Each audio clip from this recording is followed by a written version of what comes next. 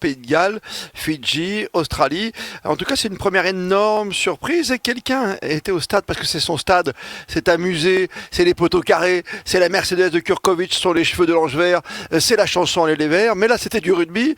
Et Philippe Gastal, qu'on a plaisir, la mémoire vivante des Verts, est avec nous ce soir, qui assiste à cette rencontre incroyable, historique, cette victoire des Fidji face à l'Australie 22-15. Bonsoir à toi Philippe. Bonsoir à tous. C'est un bon moment, c'est un grand moment comme de vivre ça, Geoffroy Guichard en plus, non ? Un super match de rugby dans une ambiance extraordinaire. Mais c'est un stade qui est conçu pour le sport, il n'y a pas que le football.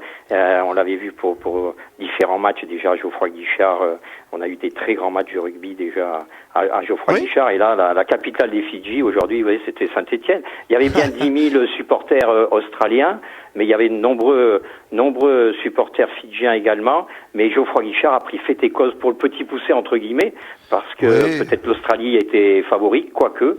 Et Geoffroy Guichard a vibré pour cette équipe des Fidji.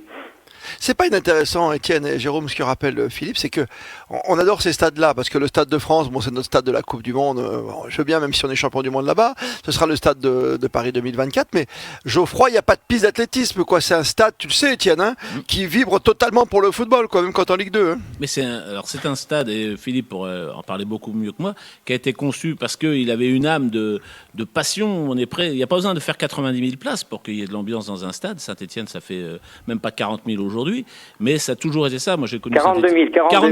Pardon, Philippe. Étienne, voilà, tu fais 42 Forez, et t'as compris. Je devrais le savoir. Tu vois ce que je veux dire? Je devrais le savoir. Oh là, c'est 69. 69, c'est pour Lyon. Ouais. 42, c'est nous, c'est Saint-Étienne. Je préfère parler du 42. Et non, mais c'est un stade qui n'a jamais perdu cette ambiance et cette proximité, malgré le fait qu'il a été refait en 84, qu'il a été refait pour l'Euro 2016, qu'il s'est agrandi, qu'il a perdu. Moi, gamin, j'allais voir ça dans la tribune rue de la Tour. Maintenant, ça a changé. C'est un stade un peu plus ce qu'on appelle à l'anglaise. J'aime pas l'expression, mais c'est un stade qui. Si, mais tu peux le dire. Non, mais parce qu'il n'y a pas qu'en Angleterre qu'il y a ce genre de stade. Non, mais t'imagines bien, tu vois ce que ça veut dire. Voilà, non, mais il a gardé cette tribune qui tombe, quoi. Et puis il a gardé cette possibilité que ça soit le football, évidemment, mais que ça soit aussi le rugby, parce qu'il y a eu des grands matchs de rugby. Il a gardé cette possibilité à ce que ça fasse. Quand on parle de chaudron, c'est pas galvaudé comme expression. Il a porté cette proximité, et même les supporters qui viennent pour un match qui ne connaissent pas forcément le stade sont pris par cette ambiance. Cette ambiance. Mais d'accord, comment tu fais... Philippe, vas-y. Oui, pardon, nous l'avons vu le 12 août dernier pour France-Écosse. Fabien Galtier, Charles Olivon de Toulon. On dit le plaisir qu'ils avaient de jouer à Geoffroy Guichard, mais surtout cette ambiance incroyable qu'il y avait le soir de France-Écosse. Et c'est pas qu'ils ont regretté de jouer de temps en temps au stade, enfin le plus souvent au Stade de France, mais ils ont dit quelle ambiance à Geoffroy Guichard ce soir. Et ils étaient... quand Fabien Galtier a expliqué qu'à l'âge de 10 ans, il portait le maillot Manu France, d'ailleurs dans sa causerie d'avant-match à Saint-Galmier, où l'équipe de France était en préparation, et il a dit lui-même, voilà, moi quand j'avais 10 ans, pourtant je suis rugby, mais quand j'avais 10 ans, j'avais le maillot Manu France. Et vous allez jouer, vous aurez le privilège de jouer dans un stade extraordinaire. Et ça a été extraordinaire également pour France-Écosse le 12 août dernier. Alors Galtier a dû le remarquer, je pense que ça n'a pas changé à Saint-Étienne quand tu as la chance de sortir des vestiaires. Il a toujours remarqué, ici c'est le chaudron ? Toujours. C'est Robert Nouzaret, quand nous sommes montés non, c'était l'année où on allait monter, donc 98-99, on était descendu en D2, à l'époque on disait D2 en 96, et c'est Robert Nouzaret qui adore le football anglais, il s'est rappelé il adore également Liverpool, This is Anfield. Il a dit, ici c'est le chaudron. Et depuis 98-99, malgré les transformations du stade, ici c'est le chaudron est resté. C'est bien d'avoir gardé évidemment cette mémoire comme les poteaux carrés dans le musée attenant au stade Geoffroy Guichard. Philippe, le rugby, il y a une histoire du rugby à Saint-Étienne, ou non? Est-ce qu'un jour il y aura un musée du rugby ou pas? Oui. Non, mais à Clermont, ils ont un musée du rugby. D'ailleurs, on avait donné un coup de main à nos amis auvergnats.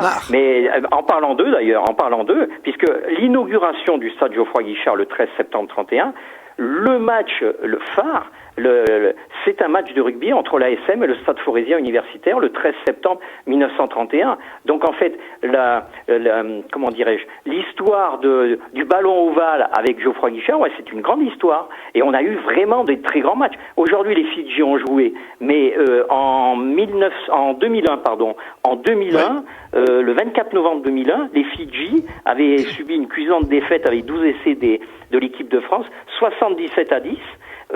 À Geoffroy Guichard. Donc les Fidji étaient déjà venus, ils connaissaient le chaudron, mais c'était pas bon, c'était il y a 23 ans maintenant. Voilà. Qu'est-ce que c'est beau, il y a eu un très grand match ici, j'en parle souvent avec un ami, Daniel Herrero. Il y a eu un match incroyable ici, une somptueuse demi-finale du top 14 entre Clermont et Toulon, qui s'était achevée en prolongation. 35-29 le 15 mai 2010. Et des avis des aficionados des supporters de rugby, ça reste un des plus grands matchs de ce début de siècle. ASM, parce qu'on oublie, on pense tellement au foot, quoi, on oublie le rugby. C'est bien petit, comme dirait Daniel Herrero, c'est bien petit de nous rappeler toute l'histoire. Franchement, c'est superbe. Il manque plus que le bandeau à la télé sur le site Radio Sport. Daniel Herrero, qui travaille pour une grande radio et qui a évidemment un contrat autrement on l'appellerait très souvent notre ami Daniel Herrero. Étienne et Jérôme, avant de libérer Philippe, parce que moi j'adore cette mémoire comme ça sur Radio Sport, démarrer une soirée avec tant de souvenirs, qu'ils soient rugbystiques ou footballistiques. C'est toute l'âme de Radio Sport. Philippe, il va falloir trouver une petite place dans cet excellent musée des Verts, une petite place pour mettre un maillot fidjien, pour mettre je sais pas quoi, une glacière de la fin du match. Ça serait bien. Une glacière. Ouais, parce que j'ai vu qu'ils sortaient des grosses glacières là quand il y a la pause. Faudrait leur demander aux Fidjiens, aux Australiens. Ça, à l'époque, parce qu'il faisait très lourd, il faisait chaud à Geoffroy Guichard aujourd'hui.